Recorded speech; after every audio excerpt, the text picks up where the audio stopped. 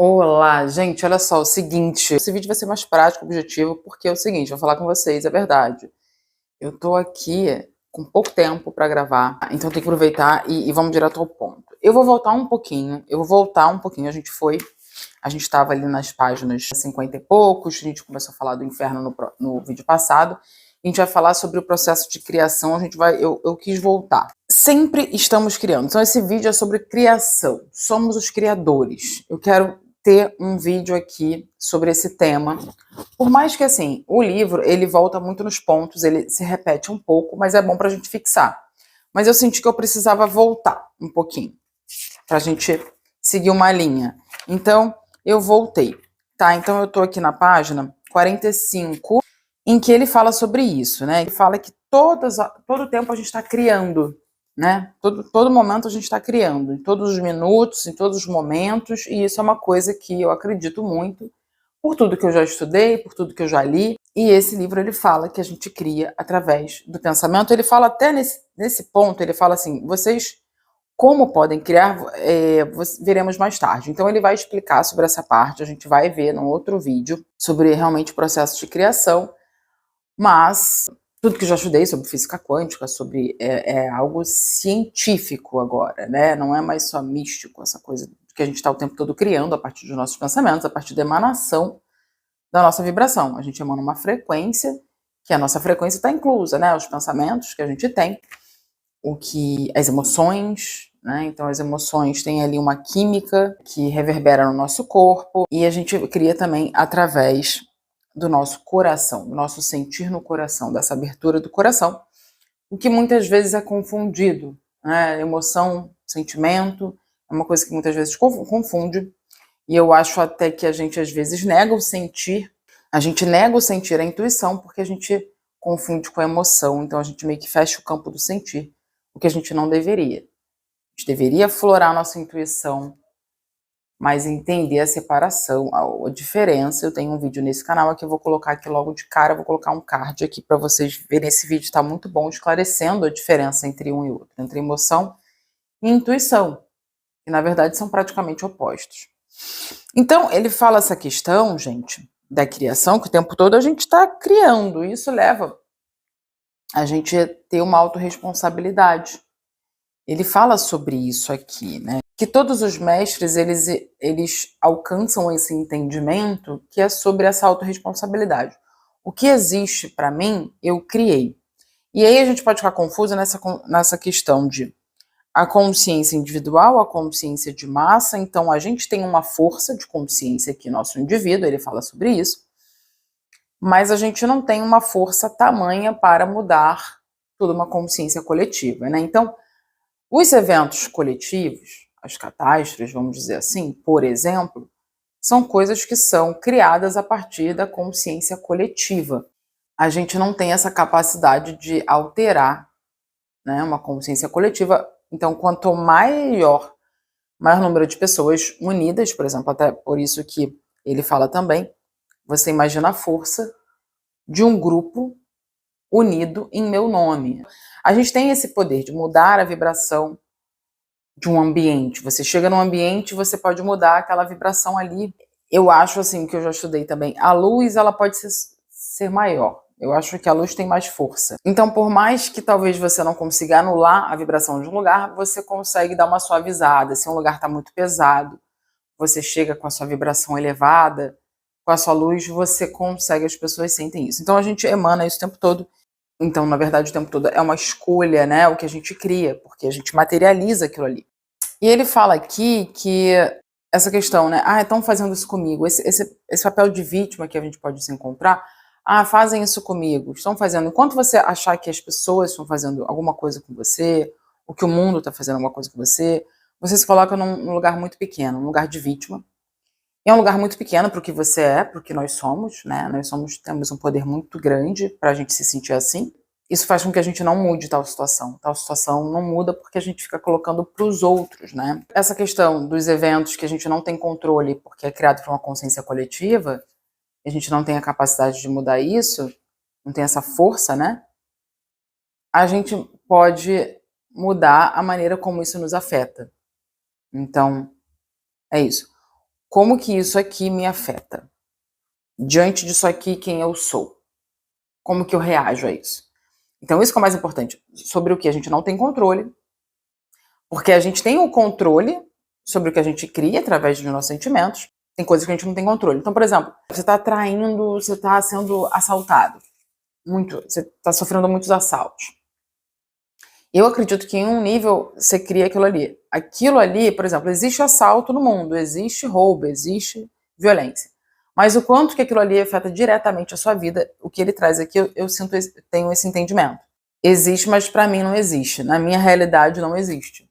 É a mesma coisa que você fala, as pessoas são muito isso, aquilo. Às vezes para você, existem pessoas assim, mas não na minha realidade, porque eu não atraio aquilo ali por vibração, eu não atraio. Então tinha uma época que eu estudava em um lugar perigoso, que para quem conhece é um Fundão, no Rio de Janeiro. Eu fazia faculdade ali na FRJ, e eu era à noite. Então assim, eu tinha muita fé de que eu estava protegida, nada nunca aconteceu comigo, nunca fui assaltada, nunca nada aconteceu. Porque eu acho que eu emanava uma fé, uma segurança realmente divina. É por isso que a gente precisa trabalhar a questão das crenças, né, gente? As questões das crenças. E tem a nossa criação inconsciente, né, da gente realmente tem um pouco a ver com essas crenças. A gente começar a emanar coisas que a gente não quer emanar, que a gente não quer criar, mas a gente está emanando por crença, por pensamentos limitantes, que estão mais arraigados por crenças mesmo, que a gente repetiu desde a infância, coisas que a gente foi construindo. E é esse que ele fala, que é o primeiro pensamento, que ele fala aqui sobre isso. Mas primeiro ele fala sobre a questão de dor e sofrimento. A dor, a gente pode lidar com a dor. A dor existe, né? Então, não tem como escapar da dor. Mas a gente pode escapar do sofrimento. O sofrimento depende de quanto a gente aceita ou não aquela dor, de quanto a gente resiste à realidade, de quanto a gente resiste ao que é. Ele fala sobre aqui isso, a dor e o sofrimento. Então, há uma dor grande. Uma grande dor. Você perde alguém, você perde um ente querido. Há dor. Mas o sofrimento, ele existe quando você não aceita aquilo ali. Você resiste àquela realidade e aquilo ali se torna um sofrimento. Então ele até fala, nada em si é doloroso, o sofrimento resulta do pensamento errôneo, é um erro no modo de pensar. O mestre pode acabar com a dor mais intensa, desse modo o mestre cura. Aí ele fala assim, o sofrimento resulta de um julgamento que você fez sobre uma coisa. Elimine o julgamento, o sofrimento desaparecerá. O julgamento frequentemente se baseia na experiência anterior. Sua ideia sobre uma situação se origina de uma ideia anterior sobre ela. Então, por exemplo, acontece algo que te lembra de uma experiência anterior, então você julga aquilo ali como algo ruim. Sua ideia anterior resulta de uma ideia ainda mais anterior. E essa ideia de outra, como um bloco de edifícios, até você voltar por todo o caminho até a sala de espelhos, ao que eu chamo de primeiro pensamento. Aí ele fala que todo pensamento é criativo, nenhum pensamento é mais poderoso do que o original. Ele fala de pecado original, gente, que é o seguinte. O que ele está falando aqui? Ele está falando aqui sobre a crença. Por exemplo, você acha que ganhar dinheiro é ruim. Você não deveria pensar nisso porque é algo que não é espiritual. Vamos dizer que esse pensamento seja errado. Isso foi formado por uma crença sua, coisas que te falaram, as pessoas te disseram, ou coisas que a sua família acreditava, quem te criou acreditava e passou isso para você. Mas é um pensamento errado, que ele fala aqui, errôneo. Então, se você continua pensando assim, ele fala isso, o erro então é cometido muitas vezes. Quando você tem segundo pensamento pensando isso, terceiro, você alimenta esse pensamento, você alimenta essa crença, ou seja, outra crença. Eu não sou digna de ser amada. Eu não sou digna de receber amor. Isso é uma crença que foi construída por falas, pensamentos de outra pessoa que você assimilou como uma verdade. Você definiu que isso é verdade. A gente sempre que define, fica lá no nosso subconsciente. Então, o livro Poder do Subconsciente fala muito sobre isso. Esse é o pecado original, que ele chama aqui de pecado original. É um pensamento que está errado, e ele sempre fala aqui que errado é uma coisa que depende do seu objetivo. Não existe certo e errado, mas existe errado para a sua alma. O objetivo da sua alma é evoluir. Isso tudo, gente, segundo o livro. Eu nem me apresentei, eu tô querendo correr tanto que a gente tá fazendo um clube do livro, conversando com Deus. Tem outros vídeos já que você dá uma olhada na playlist. Nem vou me apresentar aqui. Mentira, meu nome é Renata Bustamante, sou professora de yoga e astróloga. Seja muito bem-vindo se você está chegando agora. Mas é porque eu realmente estou querendo correr com esse vídeo. Aí uma coisa interessante que ele fala, é trabalho do Espírito Santo inspirá-lo a ter novas compreensões que pode livrá-lo dos seus erros. Olha só que interessante. Trabalho do Espírito Santo. Da onde vem isso? Isso aí, para mim, são as inspirações do Espírito, do Ser, da inteligência divina. Que quando que a gente acessa? Quando a gente silencia a mente. Então é por isso que essa análise de crenças é muito importante. A gente precisa analisar sempre o que a gente tem de um pensamento muito arraigado, se esse pensamento está alinhado com a evolução da tua alma. É investigar, questionar os nossos pensamentos, as nossas crenças. E eu não acho, por exemplo, que a gente fica menos espiritual com o dinheiro. Depende do que a gente faz com o dinheiro, né? O dinheiro é uma energia de troca. Que a gente faz com ele e fala sobre quem a gente é. Então, assim, é isso. Ele fala muito sobre essa questão da autorresponsabilidade, que se todos nós tivéssemos responsabilidade sobre o que a gente está criando, que é a partir do nosso pensamento, sentimento, né, as emoções que a gente está emanando. E vou finalizar com essa questão do julgamento. Ele frisa de novo que não há deveria ou não deveria no mundo de Deus. Faça o que quiser, o que o reflete, o que o representa como uma versão mais grandiosa do seu eu. A alma tem um objetivo de evoluir, mas o processo é livre, porque ele deu livre-arbítrio. E o processo é certo. A gente vai se reencontrar com ele em algum momento. É o que ele fala aqui. Então, assim, ninguém está te julgando. Na verdade, está, porque todos estamos nos julgando. Mas Deus não está. Ele compreende o processo. E ele não espera a perfeição. Justamente porque ele compreende o processo. Ele nos deu essa liberdade. Agora, todos sempre vamos colher as consequências das leis. E muitas vezes que eu acho que a Bíblia, eu estava até lendo hoje, tem essa coisa do julgamento que muito me incomoda, tipo, você vai sofrer isso aqui, você vai sofrer aquilo ali por consequência das suas ações. Às vezes eu acho que, como Jesus também se comunicava muito por metáforas, né, por parábolas, eu acho também às vezes que ele está se referindo à lei. Porque a lei, sim, é implacável. Não tem como fugir de nenhuma consequência diante das nossas ações. O que a gente planta, a gente colhe. Eu acredito nas leis. Então, mas as leis não é para o nosso mal. As leis é para haver uma ordem. Ele fala assim, mas não julgue ou condene. Você não sabe por quê, com que objetivo um evento ocorre. E aí a gente vai também falar um pouco mais sobre isso. As situações que as pessoas vivem, sabe? Que são de muita dor e também de sofrimento, porque certas coisas são muito duras. Deus pergunta, você acha que eles têm limitações, como diz, não por sua escolha? Imagina que a alma enfrenta desafios por acaso?